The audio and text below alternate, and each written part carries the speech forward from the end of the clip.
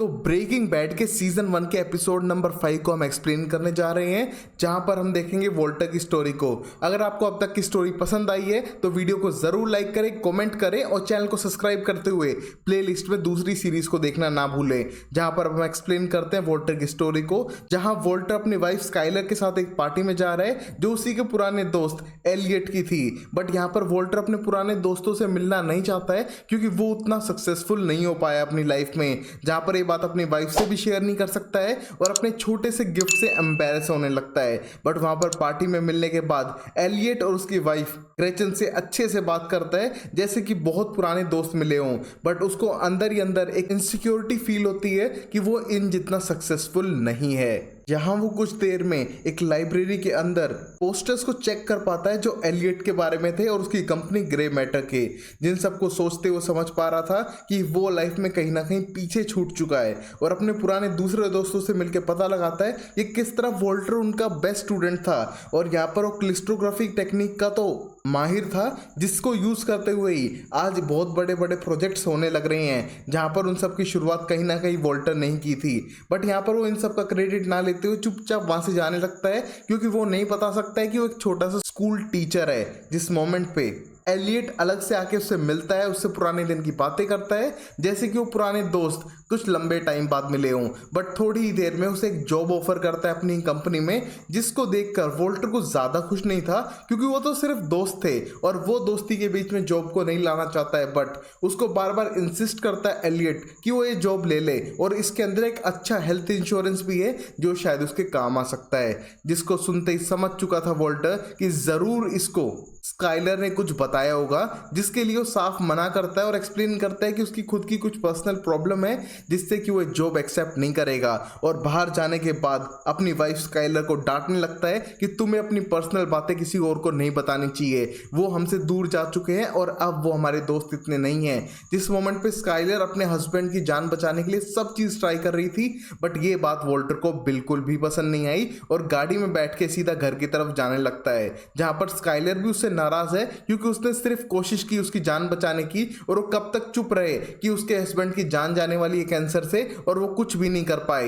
But guys Walter हार मानने के लिए रेडी नहीं है दूसरों के आगे, स्पेशली जब वो उसके पुराने दोस्त हों। और यहाँ अब उसका बेटा भी उससे बात नहीं कर रहा है, ना ही उसकी वाइफ, और ये बात वोल्टर समझ पा रहा था। और लेटर जूनियर वोल्टर स्कूल के बाद पकड़ा जाता है बियर खरीदते हुए अंडर एज में, जहां पर अपने फादर के बदले बुलाता है अंकल हैंक को, जो थोड़े वरीड थे उसके लिए और टेंस्ड भी थे कि कल को वोल्टर को पता चलेगा कि उसने बाप के बदले अंकल को बुलाया है तो उसको बुरा फील ना हो। बट यहाँ पर घर ले जाने के बाद पता चलता है कि उससे बड़ी प्रॉब्लम है कि वोल्टर अपने ट्रीटमेंट के लिए रेडी नहीं है। वो नहीं चाहता है कि ट्रीटमेंट हो, जिससे स्काइलर बहुत ज्यादा परेशान है। और उस मोमेंट पे इमोशनल होते हुए बताती है कि किस तरह वोल्टर पोर्ट भी स्मोक करने लगा था और वो नॉर्मल बिहेव नहीं कर रहा है, जैसे कि उसकी लाइफ में बहुत सारे चेंजेस आने लग रहे हैं और वो किसी की हेल्प भी नहीं चाहता है।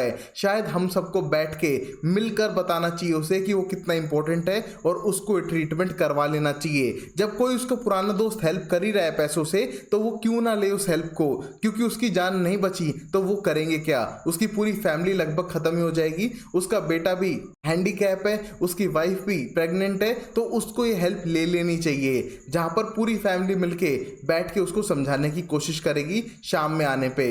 बट यहाँ पर वोल्टर कुछ सुनना ही नहीं चाहता है, उसे लगता है कि अपने दोस्तों से पैसे उसे नहीं लेने चाहिए।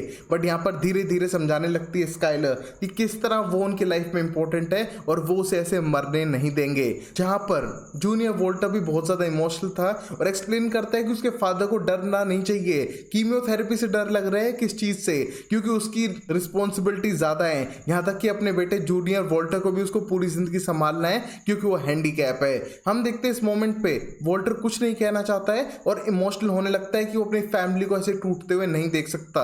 वहीं मैरी और हैंक सपोर्ट करते हैं वोल्टर को कि ये अब उसका डिसीजन है, वो अगर पैसे नहीं लेना चाहता अपने आत्मसम्मान के लिए तो वो उसकी मर्जी है और वो अपनी लाइफ में जो चाहे कर सकता है। क्योंकि जितने लोग भी कैंसर और बीमारी से जूझ रहे होते हैं वो कोई भी हॉस्पिटल में रुकना नहीं चाहते हैं, वो चाहते हैं कि अपने लास्ट मोमेंट अपनी फैमिली के साथ बीते और शायद वोल्टर भी यही चाहता है। हम देखते हैं इन सबसे वोल्टर इमोशनल होते हुए अपना पॉइंट ऑफ व्यू रखता है कि वो किसी से पैसे ऐसे नहीं मांग मांगेगा और आखिरी मोमेंट पे अपनी फैमिली के साथ ही रहेगा। वो नहीं चाहता है 100-200 गोलियों को डेली खाना, अपने आप को गंजा करवाना और बाकी सब चीजें। उसे नॉर्मल अपनी फैमिली के साथ रहना है। और ये सुनकर स्काइलर बहुत ज्यादा गुस्सा थी कि उसने अब तक एक्सेप्ट नहीं किया है ट्रीटमेंट वाले प्लान को। बट अगले ही दिन सुबह उठने के बाद अपनी वाइफ से मिलता है और उसको रिक्वेस्ट करता है कि वो उससे गुस्सा ना हो, क्योंकि वो ट्रीटमेंट के लिए तैयार है, क्योंकि वो अपनी फैमिली को खुश देखना चाहता है, चाहे उसके लिए उसे थोड़ा सा झुकना भी क्यों ना पड़े। जहाँ पर ये देख के स्काइलर बहुत ज़्यादा खुश है। और वहीं हम देखते हैं जेसी को, जो वॉल्टर के प्लान फेल होने के बाद एक नॉर्मल जॉब ढूंढने की कोशिश करता है, एक इंटरव्यू के लिए भी जाता है, बट उसको सेल्स की पोजीशन पे नहीं रखा जा रहा है, बल्कि रोड साइड एडवर्टाइजमेंट के लिए रखा जाने वाला था, जिसको देख के बहुत ज्यादा डिसअपॉइंट होता है और वहां से बाहर जाकर रोड साइड एडवर्टाइजिंग वाले को देखता है, जो पता चलता है कि उसका पुराना फ्रेंड बैजर ही था, जो अपनी जॉब को हेट तो करता है बट रिहैबिलिटिंग प्लान की ऑर्डर्स की वजह से ये जॉब करने लग रहा था जो उसे जज ने दी थी, क्योंकि वो पकड़ा गया था। जहां पर दोनों स्मोक करते हुए बात करते हैं कि किस तरह उनको नॉर्मल जॉब ले लेनी चाहिए, क्योंकि शायद उनके पास कोई और चारा नहीं है। वैसे तो बैजर को क्रिस्टल्स चाहिए स्मोक करने के लिए और शायद जैसी एक पैक बना सकेगा, बट यहाँ पर जैसे साफ करता है कि वो अपने बिजनेस से रिटायर हो चुका है, क्योंकि उसके पार्टनर ने उसको कहीं ना कहीं धोखा दे दिया है उसकी इतनी मेहनत के बाद भी। इस वजह से वो सब चीजें छोड़ रहा है और ऊपर से रॉ मटेरियल होते हैं वो मिलना भी बहुत मुश्किल है। सूडो मटेरियल बहुत ज्यादा एक्सपेंसिव और रेयर है। जहां पर बैजर एक्सप्लेन करता है कि वो रॉ मटेरियल तो ले आएगा, उसे सिर्फ कुछ ऊपर के पैसे कमाने हैं और स्मोक करना है, जिसके लिए जैसी पहले तो तैयार नहीं था, बट अब उसके पास कोई ऑप्शन भी नहीं है, क्योंकि उसकी ना जॉब लग रही थी और ना ही उसके पास कोई और प्लान था। जहां पर वो बैजर के ऑफर को लेते हुए सारे रॉ मटेरियल को आरवी के अंदर डलवा देता है और देख पाता है बैजर बुलेट होल्स को जो उसकी गाड़ी में थे और डरने लगता है कि शायद कोई पंगा हुआ है, बट जैसे बोलता है कि ये तो वेंटिलेशन होल्स हैं ना कि बुलेट होल्स। ये देखकर बैजर उसकी बात मान भी जाता है और सारे रॉ मटेरियल्स खाने और एक क्रॉसबो को लेके वापस डेजर्ट के बीचों बीच चला जाता है, फिर से उन्हीं स्टेप को फॉलो करने के लिए जो वॉल्टर ने किए थे। और यहाँ पर वो मैथ बनाने भी लगता है क्रिस्टल फॉर्म में, बट वो वैसी क्वालिटी प्रिपेयर नहीं कर पा रहा था जैसी वॉल्टर ने की थी। इसके प्रोडक्ट थोड़े क्लाउडी है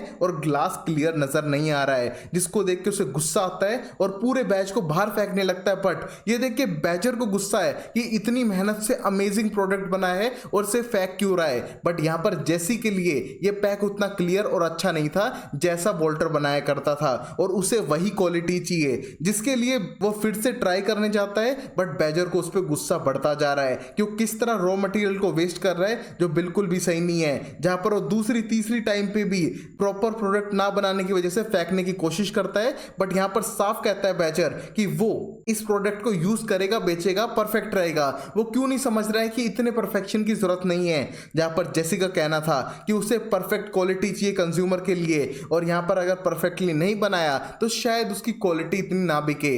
हम देख पा रहे थे कि यहाँ पर एक हिपोक्रेसी है, जहां पर आज तो जेसी और बैजर हैं, बट एक टाइम पहले यहाँ पर जेसी और वॉल्टर भी सेम बिहेव करने लग रहे थे।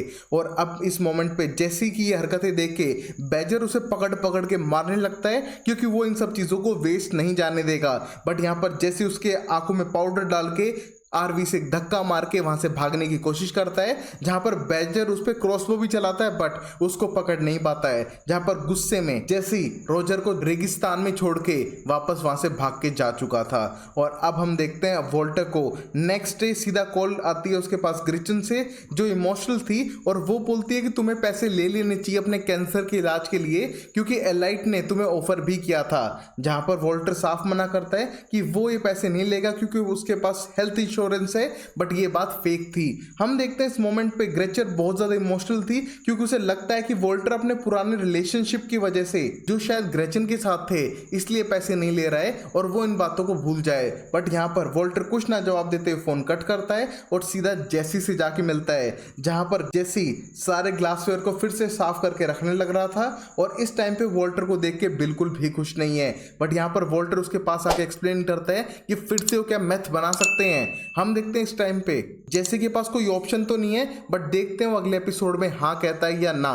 तब तक के लिए वीडियो को लाइक करो, चैनल को सब्सक्राइब करो और देखते रहो show time explainer amazing series के लिए। तब तक के लिए take care, bye bye, sayonara and Tata.